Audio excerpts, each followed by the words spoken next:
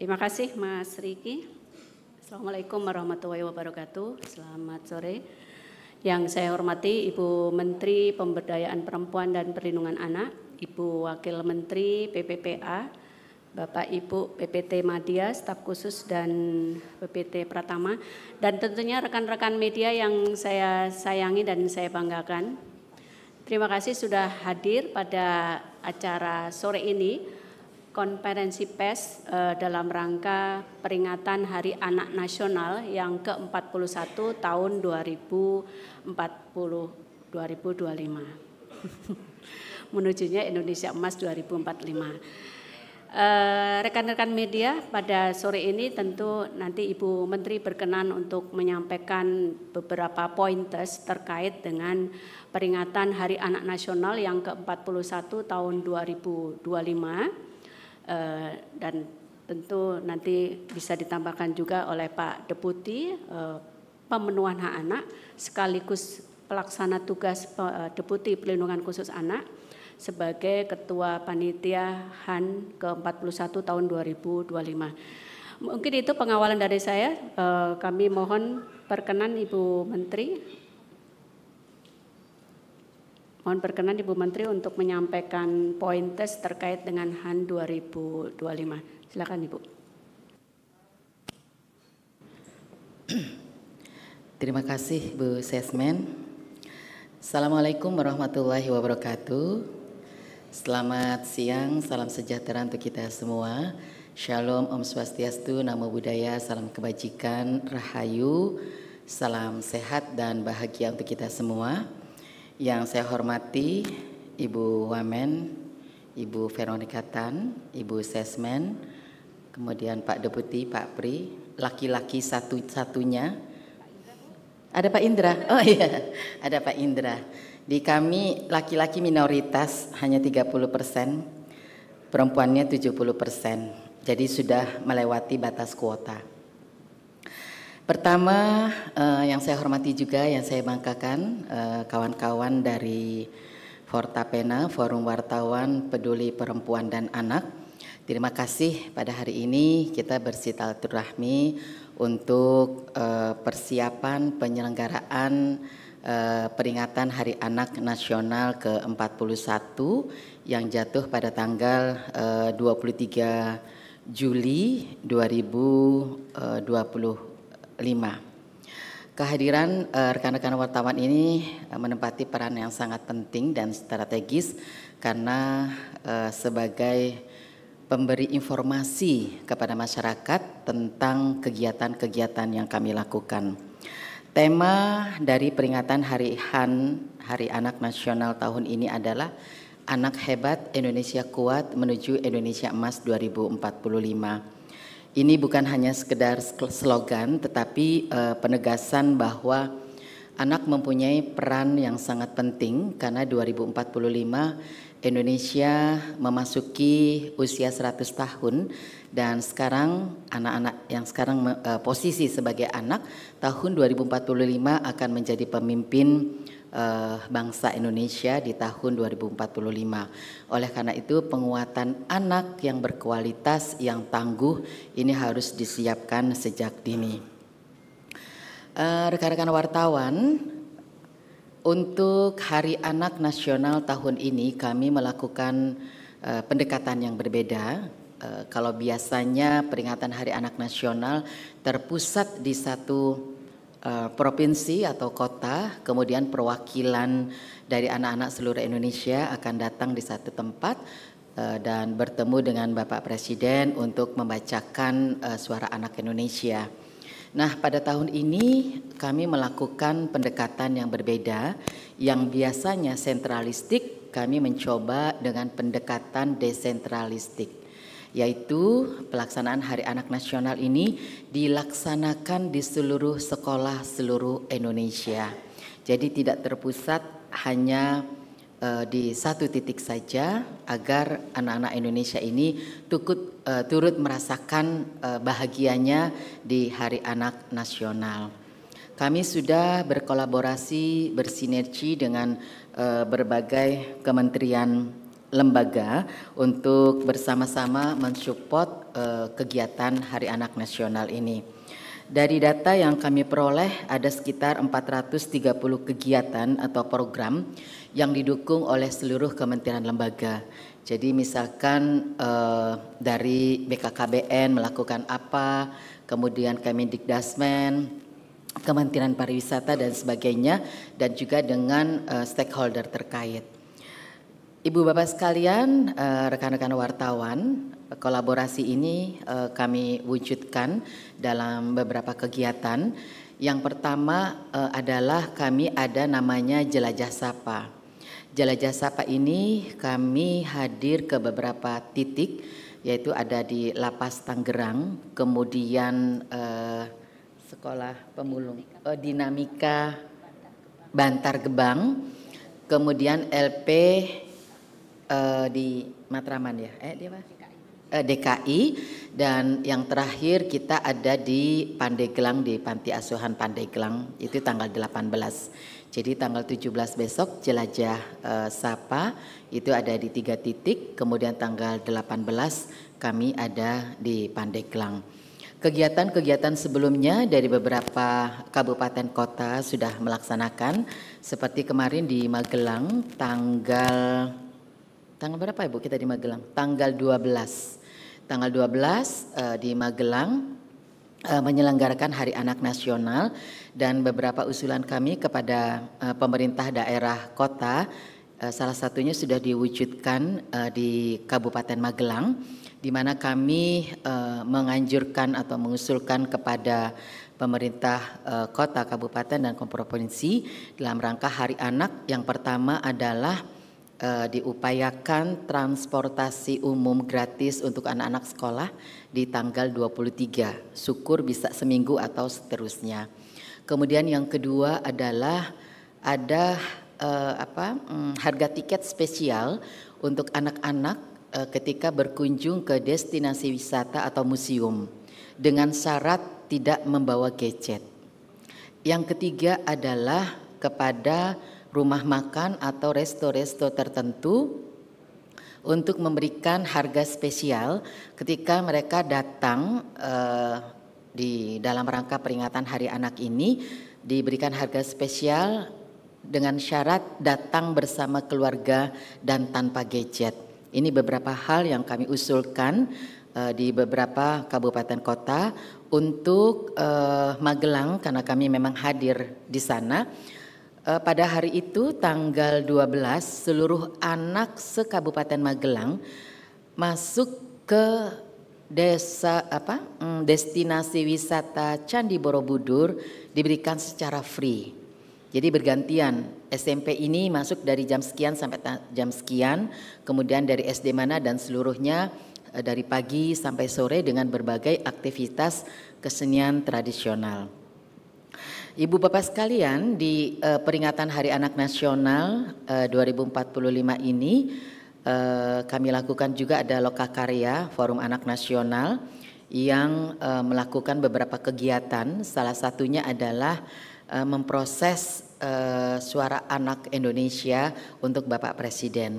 Saya baru menerima laporan bahwa prosesnya sangat panjang sekali, dilakukan sejak bulan Juni. Jadi suara anak, forum anak di tingkat kelurahan, kemudian mereka membuat tulisan kira-kira apa sih yang mereka inginkan. Dari beberapa catatan ini kemudian dirangkum, kemudian diserahkan ke tingkat kecamatan. Dari tingkat kecamatan dirangkum lagi ke tingkat kabupaten kota, dan terakhir di tingkat provinsi. Kemudian dari masing-masing provinsi disampaikan kepada Forum Anak Nasional. Nah, di Forum Anak Nasional inilah perdebatannya yang cukup bagus ya, karena secara online juga dengan 38 provinsi, sehingga sudah terkumpul 14 suara anak Indonesia untuk Bapak Presiden Prabowo Subianto. Nah, kemudian kegiatan lainnya adalah DAFA Award. DAFA Award ini adalah penghargaan untuk forum anak yang dengan predikat terbaik. Ada kriteria-kriterianya dari forum anak kabupaten provinsi. Yang berikutnya yang tak kalah pentingnya adalah pemberian penghargaan kota kabupaten yang layak anak. Ini prosesnya juga sangat panjang, bahkan ada beberapa kabupaten kota yang turun predikatnya ya, karena ada beberapa hal yang sudah tidak tercapai lagi. Nanti ini akan diumumkan di forum khusus untuk penyerahan penghargaan kota, kabupaten, dan provinsi layak anak. Yang selanjutnya adalah Car Free Day. Jadi Car Free Day ini akan dilaksanakan pada tanggal 6 pagi, kolaborasi dari Kemendikdasmen, Kementerian Kebudayaan, kemudian Kementerian Agama, kemudian Ekraf ya, kalau tidak salah, BPIP yang di hari itu, kemudian juga dengan Seruni. Kita kemarin sudah audiensi ke Ibu Selvi, insya Allah Bu Selvi akan hadir bersama putra-putrinya dan keluarga besar Seruni. Rangkaian acara yang kami lakukan tidak berbeda jauh dengan acara puncaknya pada tanggal 23 Juli yang insya Allah akan kami lakukan di Riau. Car Free Day yang kami lakukan adalah dengan yang pertama aktivitasnya jalan sehat dari kantor Kementerian Agama mengelilingi Bundaran HI, kemudian ada panggung yang kami siapkan di depannya Hotel Mandarin. Posisi di situ menuju ke arah di Ponorogo. Kegiatannya adalah senam bersama anak Indonesia hebat. Ini adalah senam yang diinisiasi oleh Kemendikdasmen. Kemudian setelah itu ada menyapa anak-anak yang ada di lokasi. Ini dihadiri oleh anak-anak dari tingkat PAUD sampai tingkat SLTA dari berbagai sekolah se-Jabodetabek yang diprakarsai oleh Kemendikdasmen dan Kementerian Agama. Setelah itu kita akan senam bersama. Setelah senam bersama ada kesenian tari-tarian dari 3 provinsi, kemudian bermain permainan tradisional yang berbasis kearifan lokal.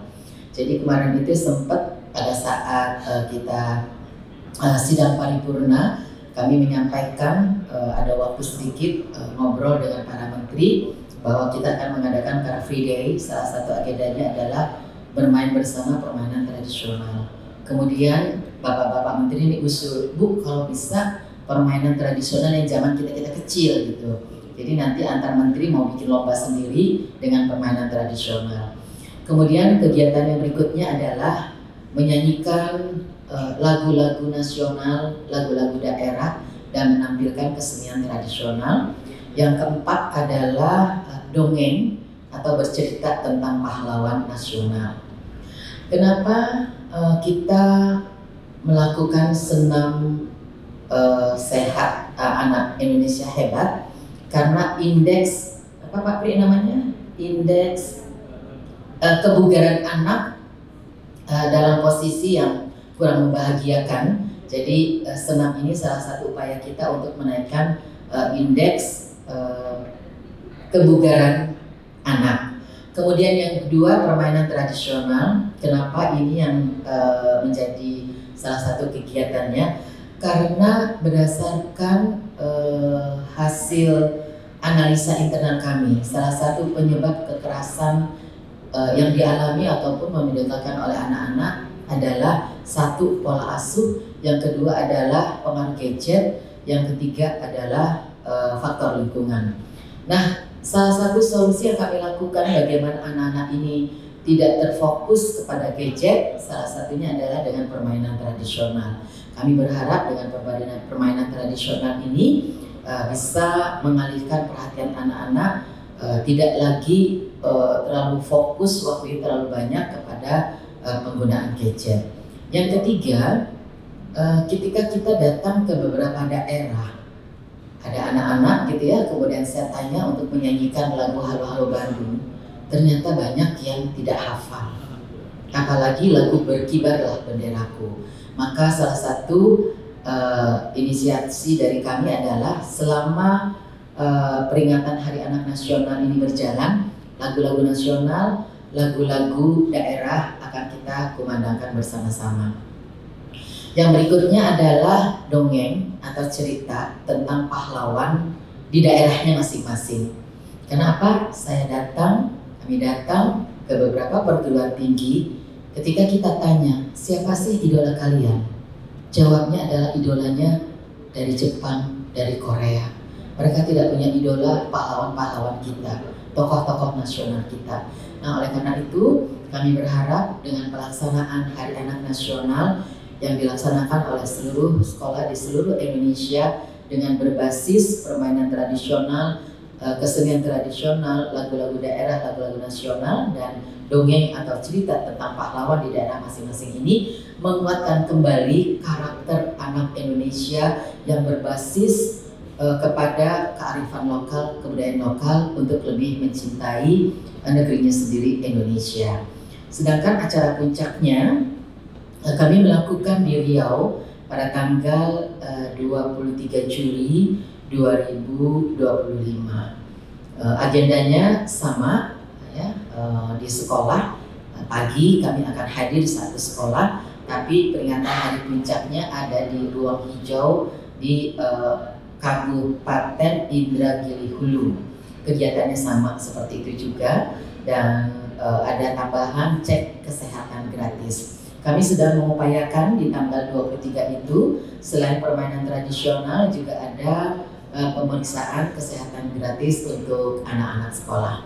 Ini beberapa hal yang kami sampaikan. Jadi untuk peringatan Hari Anak Nasional tahun ini kami melakukan pendekatan yang berbeda, yang semula sentralistik kemudian menjadi desentralistik.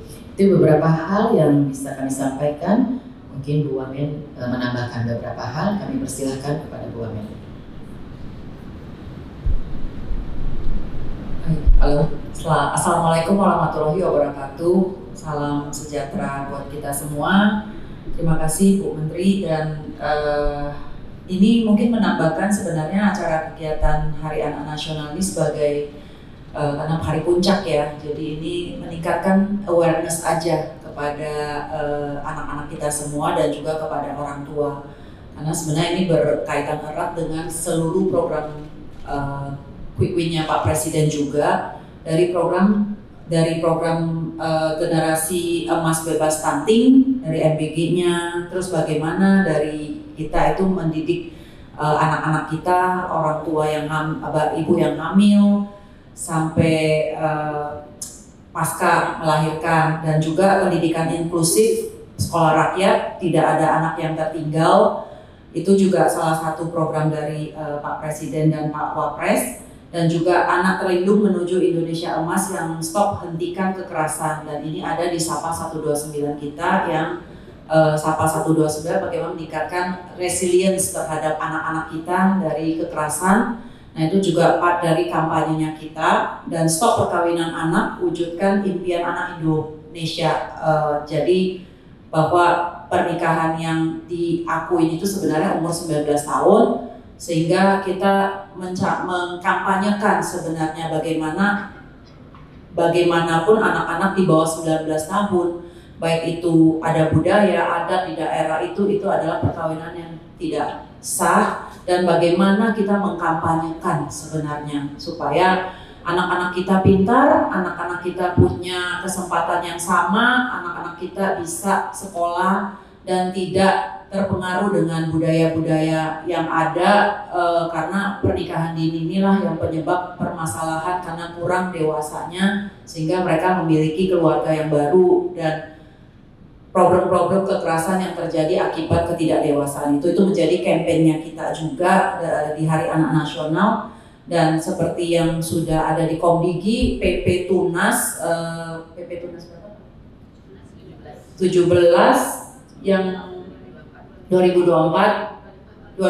Nah, ini juga dari dengan yang diadakan permainan-permainan tradisional, nanti permainan-permainan kreatif yang bisa memberikan wadah ruang yang baru kepada anak-anak, sebenarnya bukan baru ya, maksudnya menghilangkan dari gadget, kita memberikan banyak wadah-wadah yang ada. Juga dari Ruang Bersama Indonesia itu juga bagaimana nanti antara daerah-daerah itu dikampanyekan supaya banyak ruang olahraga yang bisa disinergikan, memberikan peluang yang sama kepada anak laki dan perempuan di bidang olahraga, mau di bidang soccer, dan sekarang daerah-daerah kemarin ada pertandingan juga soccer dan juga yang dihadiri Bu Menteri yang timnas perempuan Liga perempuan. Dan ini juga sebuah wadah baru memberikan akses kepada anak-anak perempuan bisa bermain di ruang olahraga dan ruang yang sama kepada mereka karena sudah ada turnamennya. Bagaimana kita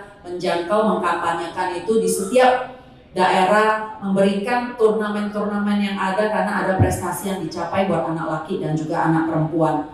Dan anak cerdas digital, aman positif di dunia maya, ini juga yang perlu kita kampanyekan bersama, bahwa digital itu tidak hanya negatifnya, tapi bagaimana memanfaatkan ruang digital yang positif kepada anak-anak kita.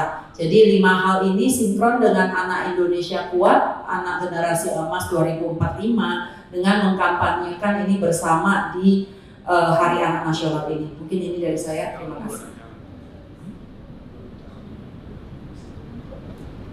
Terima kasih Ibu Menteri dan Ibu Wamen. Pak Deputi mungkin mau ada yang ditambahkan? Pak Joko, silakan Pak. Ya, mungkin sedikit karena Bu Menteri dan Bu Wamen sudah komplit sebenarnya menjelaskan ya Bapak Ibu sekalian. Saya ingin menyampaikan sedikit mengenai tagline. Jadi tagline kita untuk Hari Anak Nasional ini adalah Anak Indonesia Kita Bersaudara. Nah, tagline ini pure dari Bu Menteri itu idenya. Jadi menurut saya ini sebuah filosofi yang mendalam sebenarnya mengenai panggilan untuk seluruh komponen bangsa untuk merajut kembali ikatan kebangsaan. Jadi kita mulai dari anak-anak. Dari anak-anak inilah yang kita harapkan kemudian kita itu bisa meninggalkan bisa toleransi, bisa meninggalkan perbedaan-perbedaan. Jadi pengingat bagi kita semua, seluruh anak-anak dari Sabang sampai Merauke, dari yang warna kulit apapun, dari yang kondisi able atau disable atau apapun, kaya miskin, kita adalah bagian dari keluarga besar Indonesia. Dari anak-anak kita mulai. Terima kasih Pak Deputi. Demikian rekan-rekan media dari Bu Menteri, Bu Wamen juga tadi menambahkan kenapa kemudian muncul sub-sub tema yang disesuaikan dengan PHTC-nya Pak Presiden.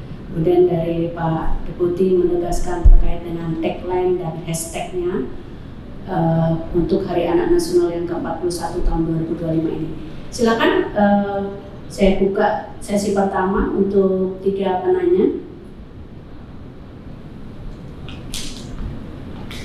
Mas Anang Bu, tapi ini bukan Anangnya Asanti. Assalamualaikum warahmatullahi wabarakatuh. Saya Anang dari NNC Trijaya. Mungkin pertanyaan saya terkait anak-anak yang ke tempat rekreasi dan museum tadi yang tidak boleh pakai gadget itu kenapa Bu? Yang kedua, beberapa bulan ini kan kasus kekerasan anak sangat tinggi. Nah, beberapa waktu yang lalu Ibu juga pernah mengatakan bahwa sekarang sudah darurat kekerasan anak. Di momen Hari Anak Nasional ini apa akan menjadi tonggak nantinya kekerasan bisa dieliminir misalnya atau dihilangkan dengan adanya beberapa program yang dimiliki oleh KPPA seperti SAPA 129 dan lainnya. Mungkin itu aja Bu. Terima kasih. Assalamualaikum warahmatullahi wabarakatuh.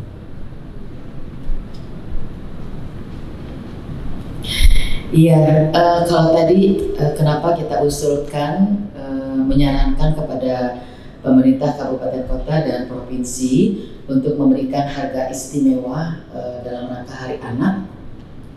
Misalkan yang ke destinasi wisata, kenapa tidak dengan syarat tidak menggadget? Karena kita ingin membangun komunikasi, kedekatan antara orang tua dengan anak. Jadi syaratnya ke destinasi itu harus dengan keluarga, bukan dengan teman-temannya, tapi dengan keluarga. Jadi tanpa gadget, kemudian mereka berinteraksi, berkomunikasi untuk mendekatkan antara orang tua dengan anak.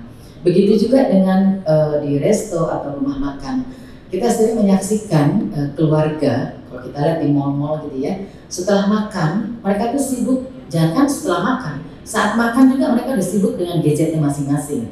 Nah, untuk itu sebagai daya tarik bahwa kita akan memberikan apresiasi berbentuk harga spesial ketika keluarga mengajak anaknya ke resto atau ke rumah makan, ke restoran tanpa menggunakan gadget, maka akan mendapatkan harga spesial supaya fungsi meja makan, ruang makan seperti zaman kita dulu kecil itu muncul lagi. Tidak seperti sekarang, lebih banyak setelah gadget ya habis makan selesai, tapi mereka sibuk dengan gadgetnya masing-masing. Tidak ada komunikasi antara anak dengan orang tua. Nah, kenapa kami tidak mensyaratkan untuk bisa mendapatkan harga spesial itu dengan tanpa menggunakan gadget? Ini sebagai upaya bahwa penggunaan gadget di kalangan anak-anak kita sudah dampaknya sangat luar biasa.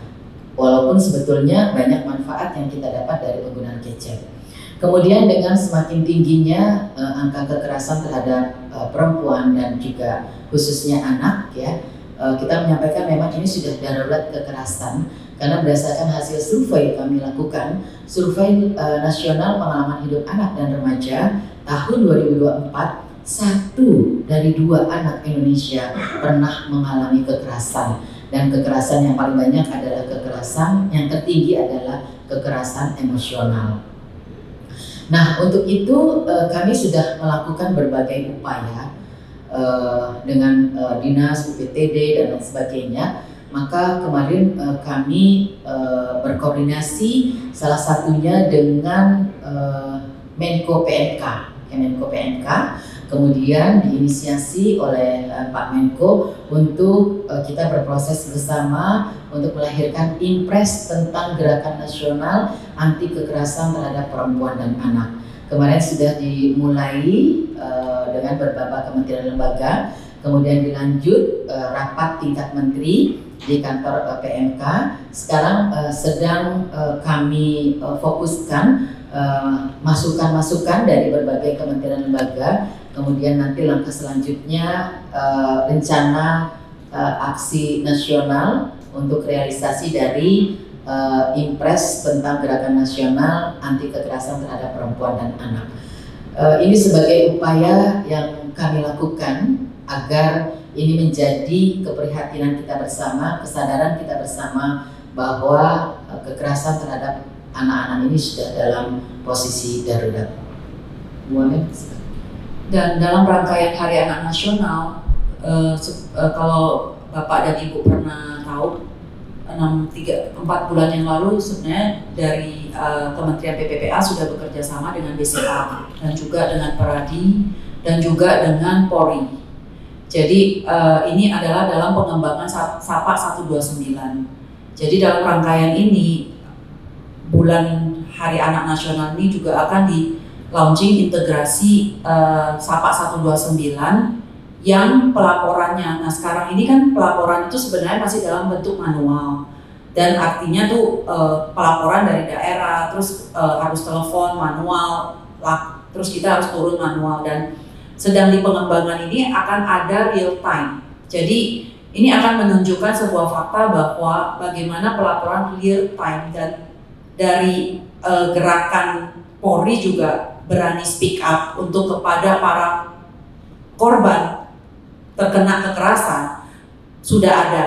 Nah, bagaimana diintegrasikan nanti dalam di pelaporan SAPA 129 yang real time. Artinya program dari SAPA 129 pengembangan kolaborasi ini itu akan ada real time jumlah dari daerah-daerah yang akan melapor. Nah, tentu hasil melapor sampai ke manajemen kasus itu balik lagi perlu kolaborasi. Nah, ini dari Bu Menteri sedang koordinasi antar kementerian itu untuk kolaborasi, karena urusan pelaporan bisa di Kementerian PPPA.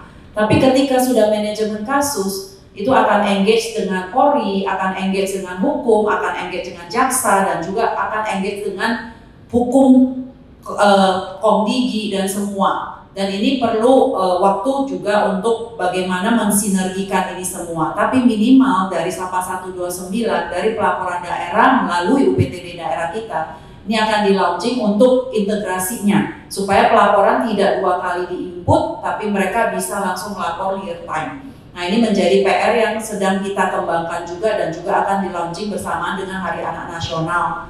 Dalam rangkaian Hari Anak Nasional, mungkin bukan tidak di hari puncak, tapi dalam rangkaian 1 bulan Hari Anak Nasional ini sebagai bentuk tanda darurat kekerasan terhadap anak dan perempuan. Tapi basicnya adalah bagaimana kita melakukan pencegahan melalui kampanye ini, menghindari pernikahan dini, menghindari memberikan ruang aman digital. Inilah bagian dari rangkaian pencegahan yang bisa kita lakukan di dalam kampanye Hari Anak Nasional ini. Selain kita bereskan di dalam hilir ini yang perlu kolaborasi manajemen kasus antar kementerian dan lembaga. Tapi ini merupakan satu rangkaian dalam kita gerakan kampanye yang menyelesaikan masalah untuk anak dan juga melindungi anak kita dan pencegahan dari awal, memberikan ruang yang baik, aman kepada anak-anak kita. Itu mungkin. Pak Deputi, cukup. Silakan, ada lagi? Ada dulu pres kalau buat yang penanya, tapi dulu presnya ditunda nanti bulan Agustus kata Bu Menteri. Silakan teman-teman media. Oh ya, silakan.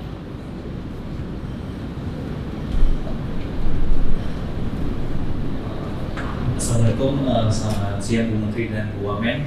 Ada beberapa pertanyaan Bu. Yang pertama, saya tegar Bu dari RRI. Saya mau nanya, apakah nanti pada saat puncak Hari Anak Nasional Bapak Presiden akan hadir di Riau? Dan yang kedua, melanjut pertanyaan tingkat kekerasan terhadap anak, kan kita ketahui juga belakangan ini media sosial juga dihebohkan dengan kemunculan atau kasus kekerasan. Saya menyorotnya ke kekerasan seksual terhadap anak yang cukup meningkat belakangan ini, dan apa yang akan dilakukan terkait hal itu di Hari Anak Nasional ini. Dan pertanyaan ketiga Bu, terakhir, apakah ada arahan khusus dari Presiden atau dari pemerintah saat ini terkait hal apa yang akan menjadi fokus pemerintah di Hari Anak Nasional pada tahun ini Bu? Itu aja Bu. Terima kasih. Iya, untuk kehadiran RI 1 sampai saat ini belum ada informasi, tapi kami sudah koordinasi karena masih berada di luar negeri. Untuk kekerasan seksual yang dialami oleh anak, ya seperti itu yang tadi disampaikan, kita memang dari kementerian tidak bisa berjalan sendiri. Karena faktor penyebabnya banyak sekali. Kalau dari kasus yang kami tangani langsung, rata-rata penyebab kekerasan terhadap anak itu mereka sumbernya dari gadget, dari media sosial.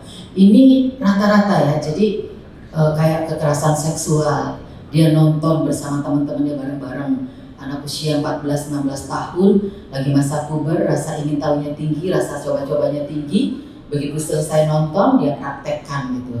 Kemudian bullying juga gitu. Ada satu kasus bullying yang saya datang ke daerah tersebut, saya tanyakan sama si kakak kelas si pelaku, dia kelas 5, adiknya kelas 3. Saya tanya, "Nak, kamu apa yang kamu lakukan sehingga temanmu yang kelas 3 SD ini kemudian sakit sampai meninggal?" Dia jawabnya cuma bilang, "Enggak kok Bu, saya cuma dorong kepalanya." Oh iya? Dorong kepalanya seperti apa? Kok sampai si anak ini mengalami agak cukup fatal gitu.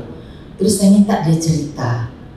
Jadi Bu Menteri, waktu itu saya minta uang lah ke si adik kelas, tapi nggak dikasih. Nah si adik kelas ini lagi makan siangnya dibawa dari rumah, karena nggak dikasih, itu kepala si adik kelasnya itu diambil, posisi dia berdiri, kemudian dibenturkan ke tembok.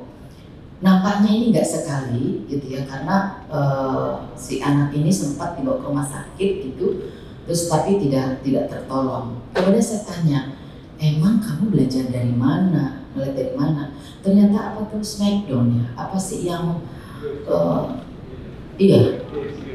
saya nggak tahu namanya itu. Jadi dia praktekkan kepada temannya itu. Dan setelah dari rumah sakit ternyata batang otaknya tuh bergeser. Bisa bayangin kerasnya kayak apa gitu.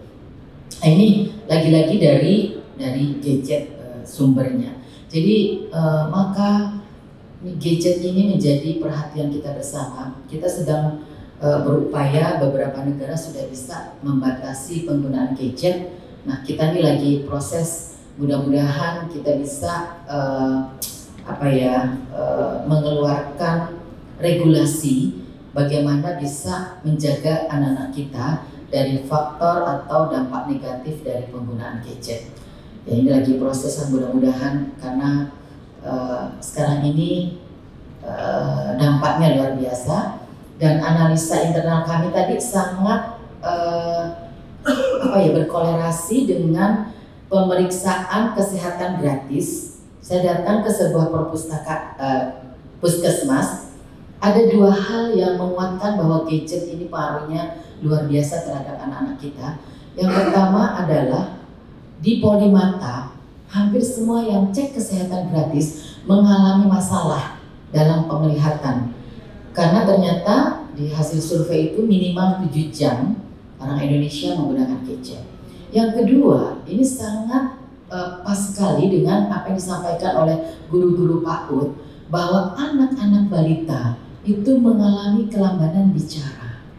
Jadi di poli anak itu ditemukan seluruh anak yang periksa yang umurnya balita itu mengalami kelambanan bicara. Ternyata apa penyebabnya? Orang tuanya, ibu-ibu muda saat ini nggak mau repot. Anak nggak mau makan dikasihnya gadget. Anak biar nggak nangis dikasihnya gadget gitu. Sehingga tidak ada komunikasi antara si anak dengan ibu gitu.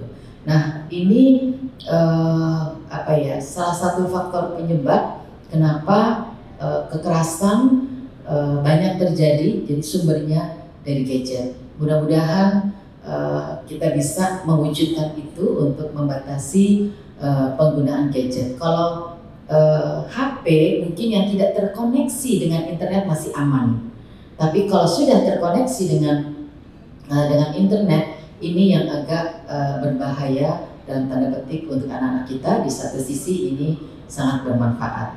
Terima kasih. Pak Lee, silakan. Saya menambahkan sedikit Bu Menteri terkait dengan pertanyaan dari RRI, yaitu apa strateginya sebenarnya yang harus kita lakukan. Nah, kita perlu melihat sebenarnya bagaimana fenomenanya dari kekerasan itu. Jadi informasi yang mengenai kekerasan itu seperti apa? Kementerian BPPA sudah melakukan survei nasional pengalaman hidup anak dan remaja tahun 2024. Dan Bapak Ibu sekalian, fenomenanya yang kita dapatkan adalah seperti ini bentuknya. Jadi kekerasan fisik itu 18 dari 100 anak laki-laki dan anak perempuan itu mengalami kekerasan fisik sepanjang hidupnya. Nah, kemudian pertanyaannya, bentuk kekerasan fisiknya seperti apa sih yang dialami oleh anak-anak berdasarkan hasil survei? Yang paling besar adalah ditampar, didorong, dijambak, diseret, ditonjok, ditendang, dicambuk, dipukul dan sebagainya tadi. Itu yang paling besar, 19% anak laki-laki mengatakan seperti itu, dan anak perempuan 14%. Jadi laki-laki sama perempuan mungkin fenomenanya hampir sama. Kemudian selebihnya ada dihajar, dicekik, dibekap dan seterusnya. Kemudian diancam dengan pisau dan seterusnya. Diancam dengan pisau relatif lebih sedikit. Kemudian kita dalami lebih lanjut, siapa sih sebenarnya yang melakukan itu kekerasan kita, supaya strategi kita tepat gitu ya kepada faktanya yang ada. Yang melakukan kekerasan yang paling banyak itu adalah teman sebaya dan orang tua. Jadi kita bisa ambil kesimpulan bahwa rumah ternyata juga jadi tempat yang tidak aman gitu loh untuk anak, berdasarkan informasi ini. Karena itu penting sekali kita meningkatkan kapasitas dari orang tua dalam pengasuhan. Kemudian kalau kita lihat kekerasan emosional, karena saya fokus misalnya di cyberbullying, karena sekarang ini fenomenanya memang berpindah kekerasan itu dari kekerasan yang konvensional di luring menjadi kekerasan yang sifatnya di daring. Cyberbully juga cukup tinggi. Ada 14,49% anak laki-laki dan 13,78% anak perempuan menyatakan mereka mengalami cyberbully sepanjang hidupnya. Dan bentuk-bentuknya seperti apa sih kekerasan emosi atau cyberbully? Mereka biasanya dikirimi 10,8% anak laki-laki dan 9,46% anak perempuan menyatakan mereka dikirimi pesan, suara, gambar, tulisan yang merendahkan, mengolok-olok atau mempermalukan melalui media sosial atau komunikasi elektronik seperti WA, IG, Line, Twitter, TikTok, dan lain-lain. Kemudian ada sekitar 6%, hampir sama laki-laki dan perempuan, sekitar 6,18 dan 6,8 itu mengambil foto dan menyebarkannya melalui media online tanpa izin dengan tujuan mempermalukan. Itu kondisinya di cyberbullying. Terus kemudian kalau kita lihat yang paling ekstrim mungkin bentuk kekerasan, jadi fisik, emosi, psikis tadi termasuk cyberbullying, itu bentuk kekerasan seksual. Nah, dari kekerasan seksual kita bisa melihat bahwa jumlahnya juga cukup besar karena 9 dari 100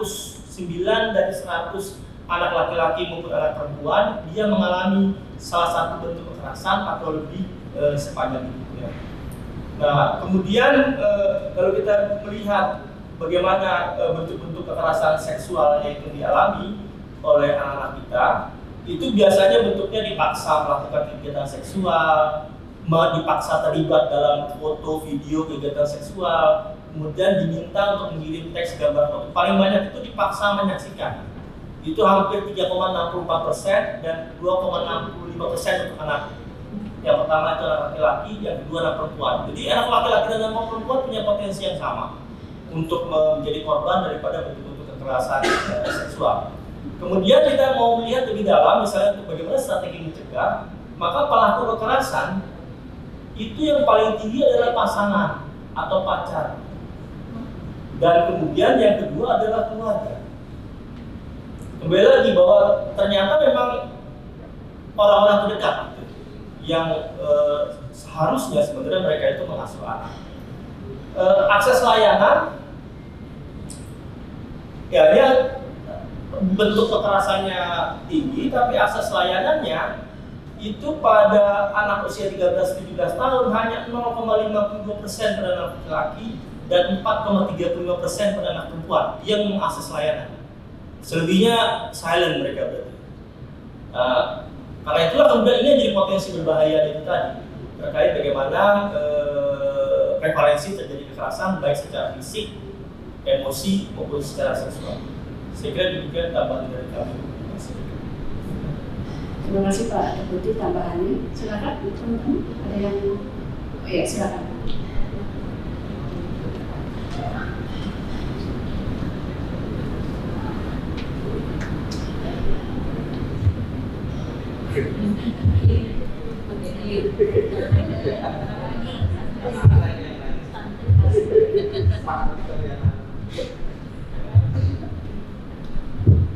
Selamat siang Ibu, perkenalkan saya Mia dari Jawa Pos. Ada 2 pertanyaan saja sih melanjutkan tadi pertanyaan teman-teman dan penjelasan dari Bu Menteri dan Bu Wamen gitu kan. Terkait regulasi pembatasan penggunaan gadget untuk anak ini, progresnya seperti apa sih Bu? Koordinasi dengan Komdisinya juga sudah sejauh apa gitu kan? Sudah adakah apa ya secara garis besar nanti range-nya di usia berapa sampai berapa boleh atau mungkin ada update terbarunya yang lain gitu Bu. Kemudian yang kedua, tadi Pak Pri sempat menyebutkan tentang kapasitas orang tua gitu Pak dalam pengasuhan. Ini kan dari tahun ke tahun kita sudah tahu gitu Pak akar permasalahannya itu. Kemudian apa sih Pak yang sudah dilakukan Pak, atau ada gebrakan baru Pak untuk meningkatkan kapasitas orang tua dalam pengasuhan ini, karena tadi sepertinya yang disampaikan kan selalu dari keluarga, kemudian kemudian pelaku juga ternyata banyak dari rumah gitu kan. Nah, adakah yang sudah dilakukan mungkin bisa diupdate kembali gitu kan, sudah sejauh apa, kemudian dan tadi barangkali ada gebrakan baru gitu yang bisa langsung dari untuk penghasilan itu. Terima kasih.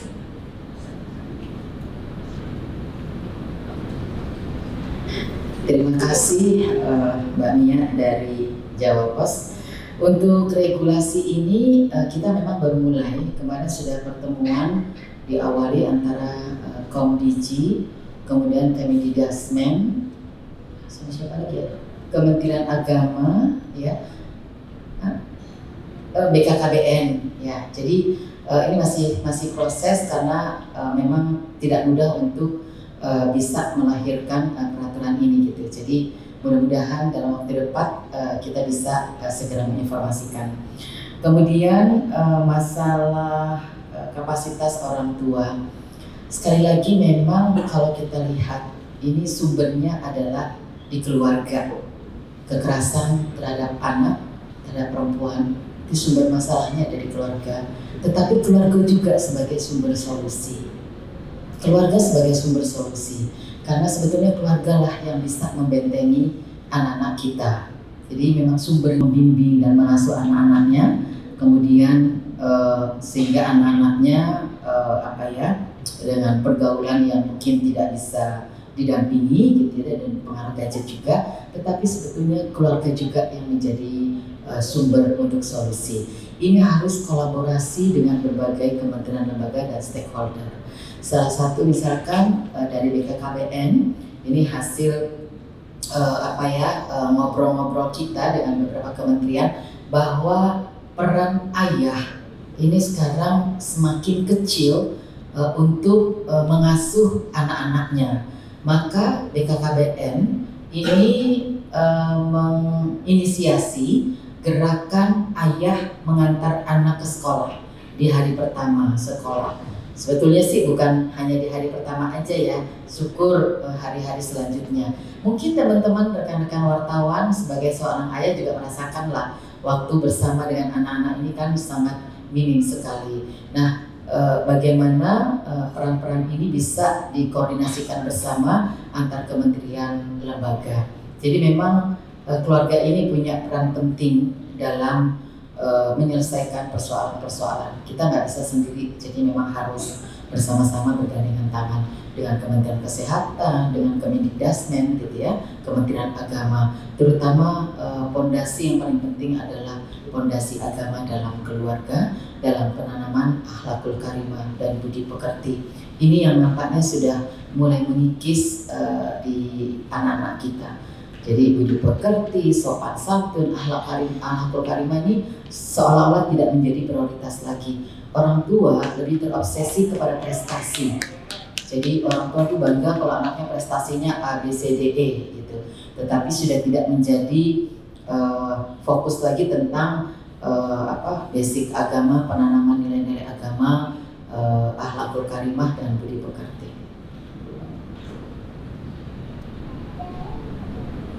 Ini tambahan juga dari ada beberapa infrastruktur publik yang membuat regulasi dan operasionalnya RS Faskes, sekolah madrasah, transportasi publik ya. Pembangunan Satgas juga menjadi awareness juga kita untuk penanganan kekerasan yang dibangun di sekolah, kantor, dan universitas ya. Jadi sebenarnya ini masif sih sebenarnya, ini menjadi PR semua kita bersama sebenarnya. Semua kementerian yang berkaitan kayak Komdigi, kenapa PP Tunas, kemudian turunannya misalnya dari media-media, dari TikTok atau dari media Komdigi yang Facebook atau apapun, mereka juga sempat udah audiensi dengan kita bagaimana program-program mereka memberikan regulasi-regulasi pembatasan. Jadi misalnya di bawah belum mencapai 12-15 tahun ada akses-akses yang tidak boleh dimasukin.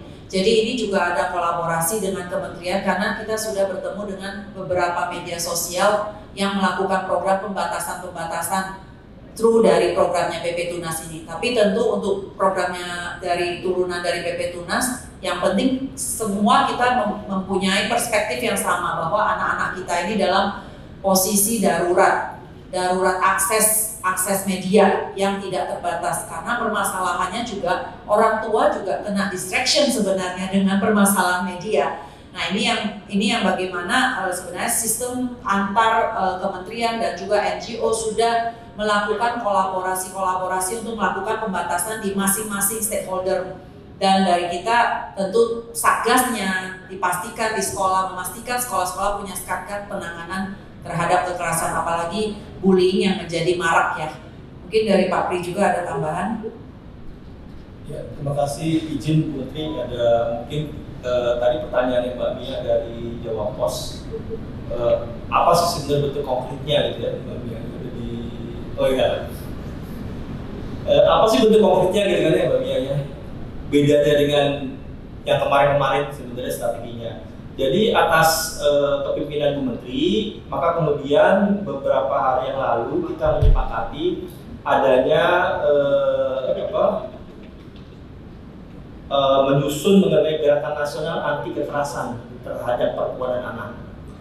Nah, Impres GN AKPA ini itu bukan hanya mengulang-ulang peraturan yang sudah lewat. Kita punya GN AKSA dan sebagainya, itu tadi itu punya Astranas dan sebagainya tadi. Kita tidak mengulang-ulang peraturan-peraturan yang sudah ada, tapi kita mengisi celah, filling the gap-nya, mengisi celah-celah kebijakan yang memang pada saat ini menyebabkan adanya bottlenecking. Jadi antara hambatan pelaksanaan dari regulasi-regulasi yang sudah ada, sehingga kemudian kita bisa mengharapkan adanya dampak yang lebih konkret yang bisa dilakukan oleh pemerintah di pusat maupun di pemerintah di daerah.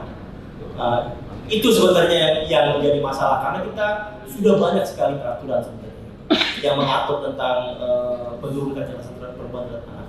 Tapi kan yang tadi yang pertanyaannya bentuk konkretnya seperti apa? Nah, kita kemarin sudah sepakat akan melakukan ambisi mendalam terkait dengan masalah kekerasan terhadap perempuan dan anak, dan kemudian analisis untuk mengisi bottlenecking itu ada di mana, antara aparat penegak hukum, pemerintah, masyarakat, dan seterusnya. Saya kira tambahan saya seperti itu. Terima kasih Pak Deputi. Ini kalau tidak mau dibuka sesi berikutnya ya cukup ya. Nanti saya kira cukup karena Bu Menteri dan Bu Wamen juga akan melanjutkan agenda berikutnya. Terima kasih teman-teman wartawan media yang hadir pada sore hari. Terima kasih juga atas beberapa masukannya dan klarifikasinya. Kita akhiri konferensi pers Hari Anak Nasional ke-41 tahun 2025 ini dengan wassalamualaikum warahmatullahi wabarakatuh.